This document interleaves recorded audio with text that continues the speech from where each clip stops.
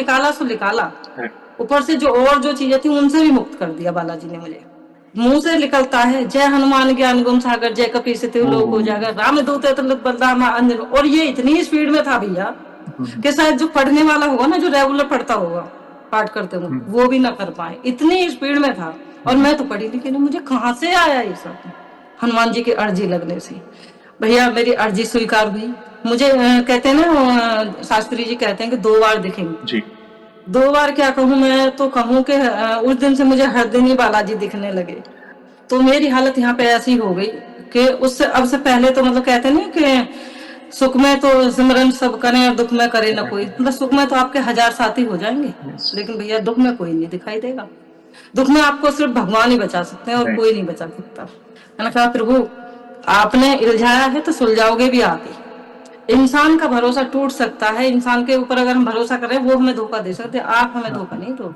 और कहते हैं ना जब इंसान गिरता है ना, जैसे आपने कहा, तो मज़ाक उड़ाने वाले बहुत होते हैं। पूज्य प्रेमानंद जी महाराज ने एक बहुत अच्छा किस्सा सुनाया था। अगर प्रभु के चरणों में गिरोगे ना, तो उठाने वाले प्रभु रहेंगे। आपकी आँखों में आँसू नहीं था। लोग समझ रहे थे कि भई इन्हें तो बहुत एटीट्यूड है, इनको घमंड है, जैसे आपका। तो देखिए लोग चाहते थे कि आप गिरे, आप टूटे। वो आपका रिएक्शन चाहते थे। आपके फेस पे वो इमोशंस आने चाहिए कि भाई देखो इनको दुःख पड़ा है।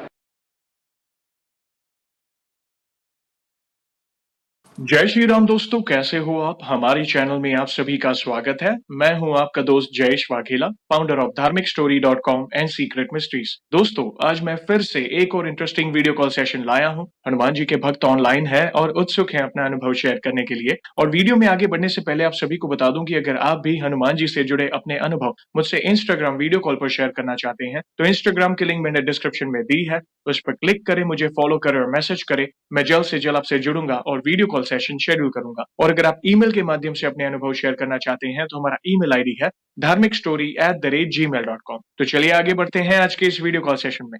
नमस्कार बहन, जय श्री राम आपको। जय श्री राम भैया, राधे राधे। कैसे राधे हैं आप?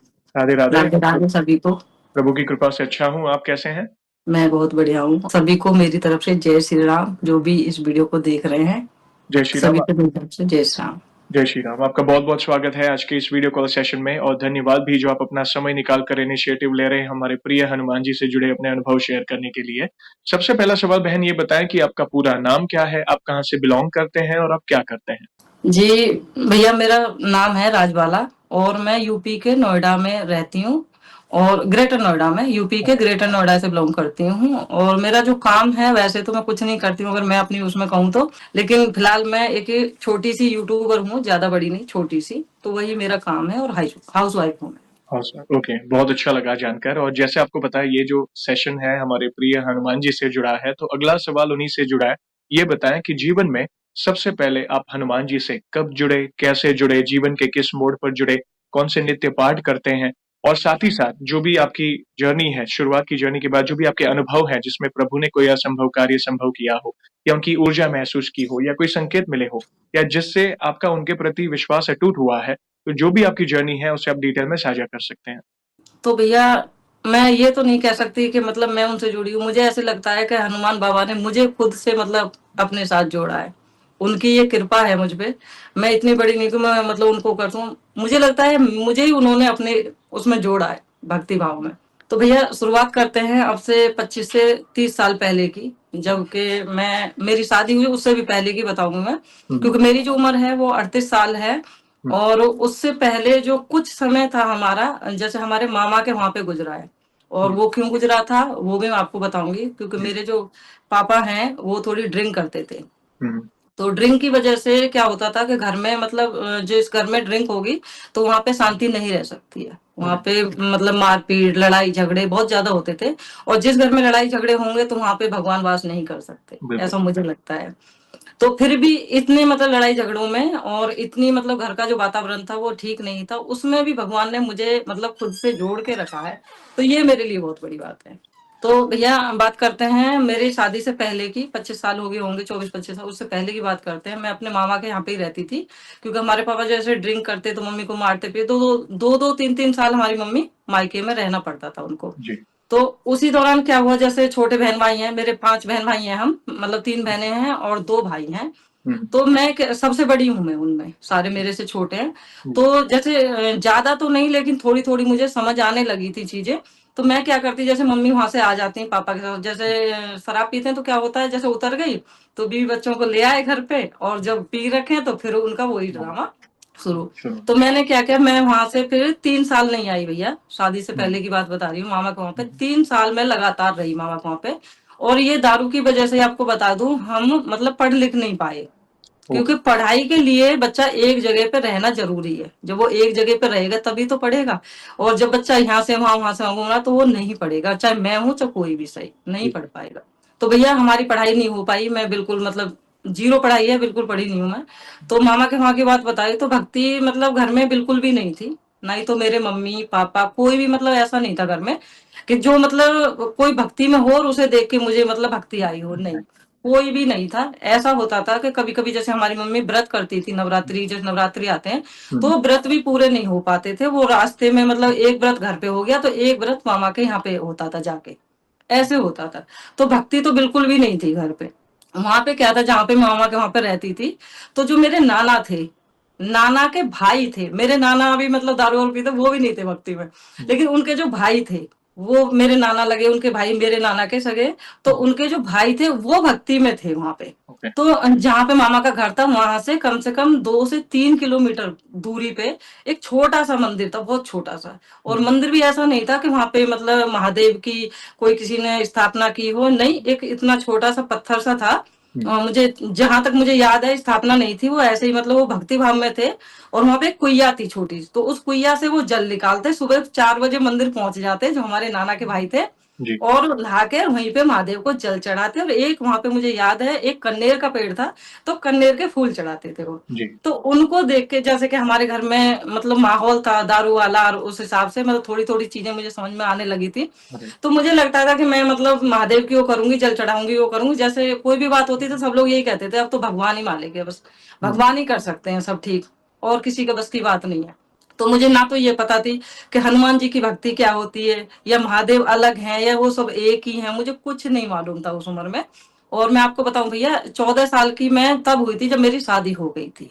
14 मतलब 14 साल। 15 साल की मेरी पूरी उम्र नहीं थी जब मेरी शादी हो गई थी, उसके बाद हुई थी मैं 14-15 साल की। ओह। इतनी कम उम्र में मेरी शादी हो गई, और ये उससे पहले की बात है। तो मुझे लग रहा है कि मैं ऐसे होंगी 8 से 10 साल की शायद, इतनी ही रही होंगी मैं, 2-3 साल पहले की बात है ये मेरी शादी से। तो मैं वहां पे जब रह रही थी मामा, तो मैं उनको देख के, जो हमारे नाना थे, तो जैसे वो 4 बजे जाते तो वो आते, जब दिन निकल आता था तब आते थे, मुझे पता लग जाता कि वो आ गए। तो जैसे ही वो आते, मैं जब वो आते तो मैं तुरंत नहा धो के बिल्कुल तैयार रहती थी, और उनके हाथ से कमंडल लिया, लोटा, और मैं उनका ही लोटा लेके मैं कहती नाना ये मुझे दे दो, मैं भोले बाबा को जल चढ़ा के आती हूँ। तो मैं पामन पामन जाके, उस समय मतलब सोचो आप 25-30 साल पहले की बात है, कोई सुविधा नहीं, कुछ नहीं, मतलब एक तरह का जंगल बिल्कुल जी। जी। और ये जगह है सिकंदरा राव के आसपास, अलीगढ़ से आगे, ओके। वहां पे मेरे मामा हैं। हम्म, तो वहां की बातें हैं, और आज भी उस मतलब इलाके में कोई ज्यादा सुविधाएं नहीं है, और उस समय तो क्या होगा आप समझ जी। सकते हो। तो मैं वहां पे जल चढ़ाने जाती, तो उसी कुइया से मैं जल निकालती, ना तो इतनी छोटी थी, ये डर था कि यहाँ पे कोई नहीं है तो हो सके मैं इसमें गिर जाऊं, कोई मतलब वो डर वाली चीज नहीं थी मेरे अंदर कि मैं अकेले यहाँ से निकाल रही हूँ, डर जैसे बच्चे डरते हैं ना कुआं को देख के, मतलब कैसे जल निकालूं, वो चीजें मेरे अंदर बिल्कुल थी नहीं। जी। तो जल निकाला, और महादेव को जल चढ़ाया, वहीं पे कन्नेर के फूल मिल जाते, 2 फूल अर्पित कर दिए महादेव को, बस वही मेरी भक्ति रही। और पूरे घर में सब लोग कहते थे कि मतलब ना तो मम्मी मतलब भक्ति में, ना पापा भक्ति में, ना कोई और बहन भाई, इसे पता नहीं कहाँ से ये मतलब अरे। महादेव से जुड़ी हुई है, इसे पता नहीं क्या लगती है। और ये किसी के कहने से नहीं था भैया, सिर्फ ये अपने अंदर से ही था। जैसे सब कहते थे ना कि सब भगवान ही ठीक करेंगे, जी। तो भगवान पे एक विश्वास था कि मेरे घर में सब कुछ ठीक हो जाए, मेरे पापा दारू छोड़ दें, और हम सब बहन भाई अपने घर रहे, बस ये विश्वास था। तो भैया अब हम शुरुआत करते हैं 2018 से, कि मैं जो प्रॉपर हनुमान जी की भक्ति में, हनुमान बाबा की भक्ति में कैसे पहुंची, जी। वहां पे आते हैं। 2018 की बात है भैया, 2018 में हम गए थे मनाली। मनाली गए, वहां पे आपको पता होगा कि गुरु वशिष्ठ जी का एक मंदिर है, और उन्हीं के बिल्कुल पास में श्री राम का मंदिर है। जी।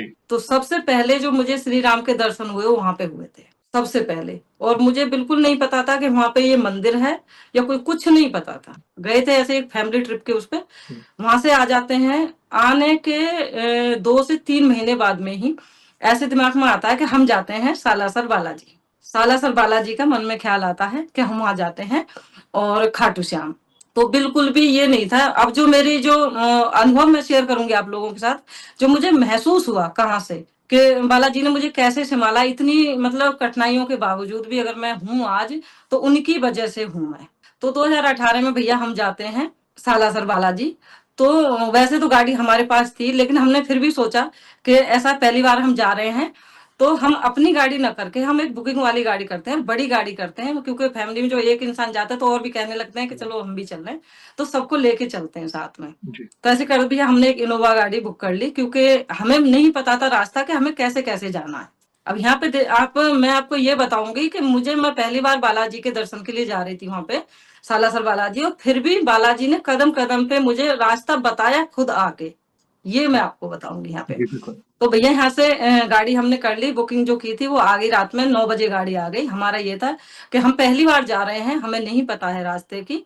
और ये जो आजकल हम गूगल पे देख रहे हैं, तो उस समय हमें ये भी नहीं पता था कि गूगल पे ऐसे देख के मतलब पहुंच जाते हैं। हमें ये था कि अगर कहीं भटकेंगे तो किसी से पूछ लेंगे। तो इसीलिए हमने वो ड्राइवर रखा था कि हो सकता है ड्राइवर को रास्ता मालूम होगा। नहीं, गाड़ी तो हमारे पास थी, हम अपनी गाड़ी से भी जा सकते थे। तो अब क्या होता है भैया, नोएडा से जैसे ही हमने दिल्ली पार करी, दिल्ली 2 से 3 घंटे में हमने पार कर ली। और जैसे हम थोड़ा सा रास्ता भटके, जयपुर हाईवे को हम निकले, और जैसे हम रास्ता भटकते हैं, तो भैया आप विश्वास करो, जहां जहां पे भी हमने रास्ता थोड़ा सा हमें ये लगा कि हम मतलब जो सही रास्ता उस पे नहीं है, हम रास्ता भटक रहे हैं, तो भैया पता नहीं कहाँ से, मतलब इतनी रात में 9 बजे, क्योंकि हम घर से निकले थे। और ये आपको जो मैं बात बता रही हूँ, ये बता रही हूँ 1 बजे के बाद की बात है। अब ये जितने भी अनुभव मुझे हुए रात में, ये हुए 1 बजे से और 4 बजे के बीच में।